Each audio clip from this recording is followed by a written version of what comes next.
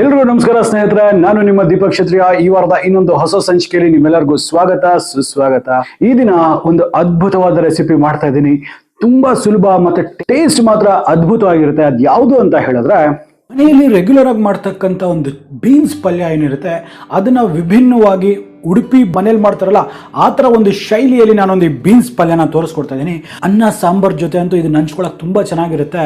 ಇಲ್ಲ ಅಂತ ಹೇಳಿದ್ರೆ ಬೆಳಗಿನ ಜಾವ ತಿಂಡಿಗೂ ಸಹ ಚಪಾತಿ ಜೊತೆ ಅಂತೂ one of the best combination ಅಂತಲೇ ಹೇಳ್ಬೋದು. ಹಾಗಾದ್ರೆ ನಡೀರಿ, ಮತ್ತೆ ಇನ್ಯಾವುದೇ ತಡ ಮಾಡ್ದಿರಾ ಈ ಒಂದು ಅದ್ಭುತವಾದ ಉಡುಪಿ ಹೋಟೆಲ್ಸ್ ಅಲ್ಲಿ ಮಾಡ್ತಾರಲ್ಲ ಆ ಶೈಲಿಯ ಈ ಬೀನ್ಸ್ ಪಲ್ಯ ಯಾವ ರೀತಿ ಮಾಡ್ಬೇಕು ಅನ್ನೋದನ್ನ ನೋಡುವ. ನಡೀರಿ. ಹಾಗಾದ್ರೆ ಇನ್ಯಾವುದೇ ತಡ ಮಾಡ್ದಿರಾ ನಡೀರಿ, ಒಂದು ಅದ್ಭುತವಾದ ರೆಸಿಪಿ ಯಾವ ರೀತಿ ಮಾಡ್ಬೇಕು ಅಂತ ನೋಡುವ.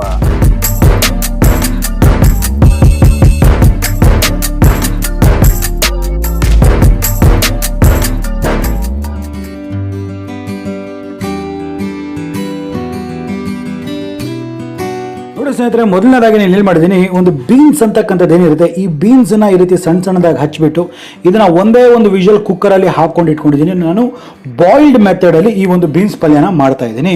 ಸೊ ಹಾಗಾಗಿ ಏನ್ ಮಾಡ್ತೀನಿ, ಬೀನ್ಸ್ನೆಲ್ಲ ಚಂದ ಬೇಯಿಸಿದಾಗಿದೆ. ಸೊ ಈಗ ಇದನ್ನ ಸದ್ಯಕ್ಕೆ ಪಕ್ಕಕ್ಕೆ ಇಟ್ಕೊಳ್ಳುವ. ಇಲ್ಲಿ ಒಂದು ಮಿಕ್ಸಿ ಜಾರ್ ಅನ್ನ ನಾನು ತಗೊಂಡಿದ್ದೀನಿ. ಈ ಮಿಕ್ಸಿ ಜಾರ್ ಅಲ್ಲಿ ನೋಡಿ, ಇಲ್ಲಿ ಒಂದು ಅರ್ಧ ಬಟ್ಲಷ್ಟು ಕೊಬ್ಬರಿಯನ್ನ ಹಾಕೊಳ್ತೇನೆ. ನೋಡಿ, ಇದರಲ್ಲಿ ನಿಮ್ಮ ಖಾರಕ್ಕೆ ತಕ್ಕಷ್ಟು ಬ್ಯಾಡಗೆ ಮೆಣಸಿನಕಾಯಿನ ಹಾಕೊಳ್ತಾ ಇದ್ದೀನಿ. ಮತ್ತೆ ಇದರಲ್ಲಿ ಒಂದು ಅರ್ಧ ಟೀ ಸ್ಪೂನ್ ಅಷ್ಟು ಸಾಸಿವೆ. ಸೊ ಈಗ ಇದನ್ನ ನೀರನ್ನ ಹಾಕದಿರ ಇದನ್ನ ಫೈನ್ ಆಗಿ ರುಬ್ಕೊಂಡು ಬರುವ. ನೋಡಿ ಸ್ನೇಹಿತರೆ, ಈಗ ಇಷ್ಟು ಕೋರ್ಸ್ ಆಗಿ ಈ ಪೌಡರ್ ಆಗಿದ್ರೆ ಸಾಕಾಗತ್ತೆ. ಸೊ ಇದರಲ್ಲಿ ನೀವು ಬೇಕಾದ್ರೆ ಜೀರಿಗೆಯನ್ನು ಸಹ ಒಂದು 1/4 ಟೀ ಸ್ಪೂನ್ ಹಾಕ್ಬಿಟ್ಟು ಒಂದು ಕೋರ್ಸ್ ಪೌಡರ್ ಆಗಿ ರುಬ್ಬಬಹುದು. ನಾನು ಇಲ್ಲ ಹಾಕಿಲ್ಲ, ನಾನೊಂದು 1/4 ಟೀ ಸ್ಪೂನ್ ಅಷ್ಟು ಜೀರಾ ಪೌಡರ್ ಅನ್ನ ನಾನು ಅಲ್ಲಿ ಯೂಸ್ ಮಾಡ್ಕೊಳ್ತೇನೆ.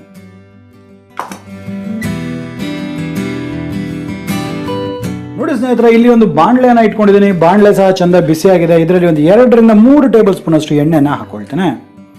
ಎಣ್ಣೆ ಚಂದ ಬಿಸಿ ಆಗಿದೆ. ಇದರಲ್ಲಿ ಒಂದು 1/4 ಟೀ ಸ್ಪೂನ್ ಅಷ್ಟು ಸಾಸಿವೆ, ಒಂದು ಅರ್ಧ ಟೀ ಸ್ಪೂನ್ ಅಷ್ಟು ಕಡಲೆಬೇಳೆ, 1-2 ಚಿಟಿಕೆ ಅಷ್ಟು ಹಿಂಗು. ಈಗ ಇದೆಲ್ಲ ಚೆನ್ನಾಗಿ ಬಾಡೋವರೆಗೂ ನಾವು ಇದನ್ನ ಮಿಕ್ಸ್ ಮಾಡುವ.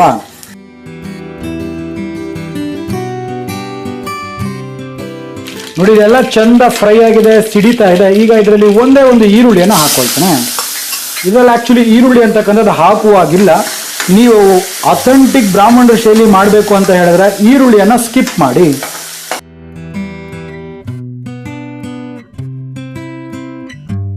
ಹಾಗೆ ಇದರಲ್ಲಿ ಸ್ವಲ್ಪ ಅರಿಶಿನ,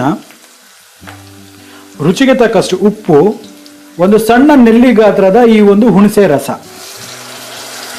ಒಂದೇ ಒಂದು ಟೀ ಸ್ಪೂನ್ ಅಷ್ಟು ಬೆಲ್ಲ. ಇದು ಸ್ವಲ್ಪ ಬ್ಯಾಲೆನ್ಸ್ ಮಾಡ್ಲಿಕ್ಕೆ ಅಷ್ಟೇ. ನಿಮ್ಗೆ ಇಷ್ಟ ಆಗಿಲ್ಲ ಅಂದ್ರೆ ಇದನ್ನ ನೀವು ಕಂಪ್ಲೀಟ್ ಆಗಿ ಸ್ಕಿಪ್ ಮಾಡಬಹುದು.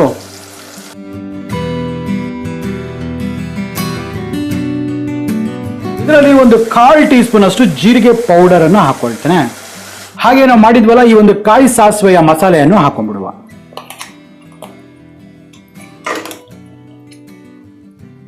ಈಗ ಇದನ್ನ ಒಮ್ಮೆ ಚೆಂದಾಗಿ ಮಿಕ್ಸ್ ಮಾಡುವ.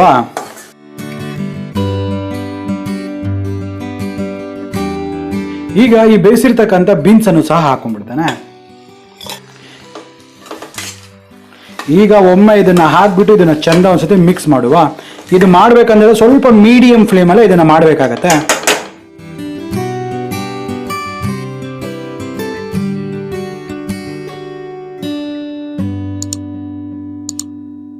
ನೋಡಿ, ಇದರಲ್ಲಿ ಒಂದು ಸೀಕ್ರೆಟ್ ಮಸಾಲಾ ಪೌಡರ್ ಅಂತಕ್ಕಂಥದ್ದು ನಾನು ಮಾಡಿದ್ದೀನಿ. ಇದರ ವಿಡಿಯೋ ಲಿಂಕ್ ಅನ್ನು ಇಲ್ಲಿ ಐ ಕಾರ್ಡ್ ಅಲ್ಲೂ ಕೊಟ್ಟಿರ್ತೀನಿ, ಕೆಳಗಡೆ ಡಿಸ್ಕ್ರಿಪ್ಷನ್ ಅಲ್ಲೂ ಸಹ ಕೊಟ್ಟಿರ್ತೀನಿ. ಇದನ್ನ ಜಸ್ಟ್ ಒಂದೇ ಒಂದು ಟೀ ಸ್ಪೂನ್ ಅಷ್ಟು ಮಾತ್ರ ಈ ಪೌಡರ್ನ ಹಾಕಿ ಒಂದು ಬೀನ್ಸ್ ಪಲ್ಯ ಟೇಸ್ಟ್ ಏನಿದೆ ಅದು ಡಬಲ್ ಆಗ್ಬಿಡುತ್ತೆ. ಈಗ ಒಮ್ಮೆ ಇದನ್ನ ಚಂದ ಮಿಕ್ಸ್ ಮಾಡ್ಕೊಳ್ಳಿ.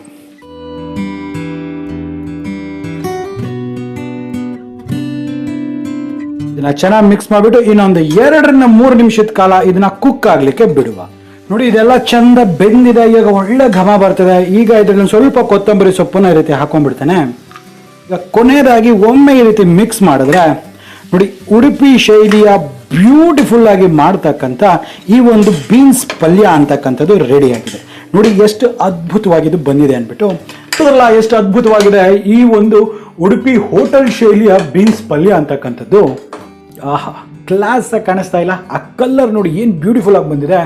ಆ ಒಂದು ಫ್ಲೇವರು, ಆ ಒಂದು ಘಮ, ಆ ಕೊಬ್ಬರಿ ಜೊತೆ ಅದನ್ನೆಲ್ಲ ಮಿಕ್ಸ್ ಮಾಡ್ಕೊಂಡು ತಿಂತಾ ಇದೆ, ಅದ್ರ ರುಚಿನೇ ಬೇರೆ.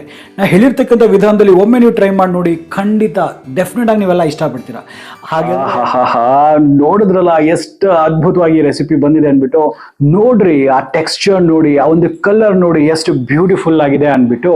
ನೋಡ್ತಾ ಇದ್ರೇನೆ ಬಾಯಲ್ಲಿ ನೀರು ಊರ್ತಾ ಇದೆ, ಅಷ್ಟು ಅದ್ಭುತವಾಗಿದ್ದು ಬಂದಿದೆ. ನಾ ಹೇಳಿರ್ತಕ್ಕಂಥ ವಿಧಾನದಲ್ಲಿ ಒಮ್ಮೆ ಇದನ್ನು ಮಾಡಿ ನೋಡಿ, ಖಂಡಿತ ಹೇಳ್ತೀನಿ ನಿಮ್ಮ ಮನೆಯವರೆಲ್ಲರೂ ಈ ಒಂದು ರೆಸಿಪಿಗೆ ನೀವು ಮಾಡೋದಕ್ಕೆ ಫಿದಾ ಆಗ್ಬಿಡ್ತಾರೆ, ಅಷ್ಟು ಅದ್ಭುತವಾಗಿರುತ್ತೆ. ಹಾಗಾದ್ರೆ ನಂಗನ್ಸುತ್ತೆ ನಿಮಗೆ ವಿಡಿಯೋ ಇಷ್ಟ ಆಗಿದೆ ಅಂದ್ಬಿಟ್ಟು. ಇಷ್ಟ ಆಗಿದ್ರೆ ಆಸ್ ಯೂಶುವಲ್ ಸಬ್ಸ್ಕ್ರೈಬ್ ಮಾಡ್ಕೊಳ್ಳೋದನ್ನ ಮರಿಬೇಡಿ. ಹಾಗೆ ವಿಡಿಯೋನ ನಿಮ್ಮ ಫ್ರೆಂಡ್ಸ್ ಅಂಡ್ ಫ್ಯಾಮಿಲಿ ಜೊತೆ ಶೇರ್ ಮಾಡಿ. ಹಾಗಾದ್ರೆ ಮತ್ತೆ ಇದೇ ರೀತಿ ಭೇಟಿ ಆಗ್ತಿರ್ತೀನಿ.